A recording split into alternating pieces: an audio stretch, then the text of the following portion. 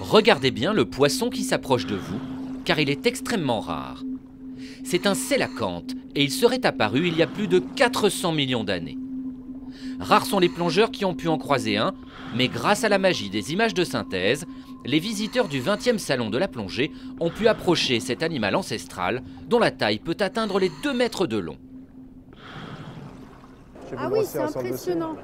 Oui, ça n'a rien à voir quand on met le masque et quand on le voit de l'extérieur. Ah ouais, extra. Génial.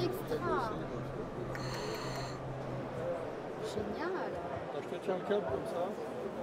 Donc là, en fait, on a une vision sur 360. Là. Oui, complètement, ouais. Oh, génial. Ah ouais, top. C'est dommage, Top. c'est dommage que... Ah ouais, on voit les poissons passer là. J'ai le colocante qui passe juste au-dessus. C'est super. Superbe. Vous allez mettre vos mains devant le visage comme ça. Vous allez pouvoir interagir avec l'environnement. Donc si vous chatouillez les poissons, évidemment ça va leur faire peur, mais vous pouvez interagir sur leur parcours en fait. Trop bien. Voilà, impeccable. Alors pour se déplacer, on palme. J'arrive à voir les deux. Il faut que je palme. Ouais, il faut palmer. Il faut palmer. C'est ça le truc. Le sélacanthe est un poisson à part, avec des organes qui datent de la période des dinosaures, et il pourrait nous apprendre beaucoup sur le passage de la vie marine à la vie terrestre. C'est un poisson massif, il fait 2 mètres de long, il pèse plus de 100 kg. Il est cylindrique, ce que les autres poissons ne sont pas. Un poisson, c'est toujours comprimé latéralement, ou à la limite dans l'autre sens, comme les poissons plats. Voyez. Lui, il est parfaitement cylindrique, un peu comme si dans l'évolution, il n'avait pas encore tranché. Voyez. Il n'a pas choisi encore dans quel sens il allait s'allonger. Il a des écailles énormes qui, en tout point de son corps, se chevauchent de 3 épaisseurs. C'est une armure qu'il a sur la tête. Il ne faut pas oublier qu'il vivait à une époque où la mer était infestée de dinosaures marins, de requins géants. Imaginez, c'est Jurassic Park, c'est le film de Spielberg. Hein. Car en plus, ce poisson, il se trouve qu'il est à l'origine de la vie terrestre. Il porte en lui les traces du passage des poissons aux premiers amphibiens. Il a dans ses nageoires l'amorce des os, des pattes, il a des amorces de fémur, de tibia, il y a tout ça déjà.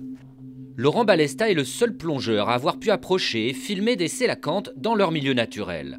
Mais pour cela, il a dû descendre à 140 mètres de profondeur, ce qui n'est pas sans risque. Les sélacanthes, on les trouve en Afrique du Sud entre 120 et au-delà. Nous, c'était entre 120 et 140 mètres de profondeur.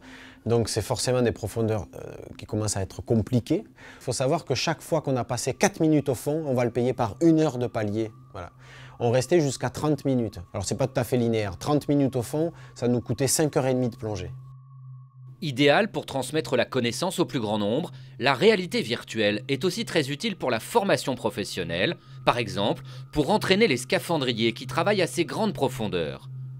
Un équipement de scaphandrier, le casque que j'ai ici, c'est une toute petite partie de l'équipement, c'est 17 kg. Donc le plongeur, dès qu'il est dans l'eau, il est en danger en fait, et il dépend de ce qui se passe en surface, de l'opérateur de surface qui lui envoie en fait les bons mélanges à respirer, l'eau chaude, l'eau froide quand il plonge profondément parce qu'il faut réchauffer la combinaison avec de l'eau chaude. Et les enjeux de communication entre le fond et la surface sont vraiment des enjeux de survie. Donc on va pouvoir répéter des procédures sans danger dans une salle qui va être destinée à ça. Et une fois qu'on sera au point, on pourra aller dans l'eau pour commencer à vraiment se mettre au travail.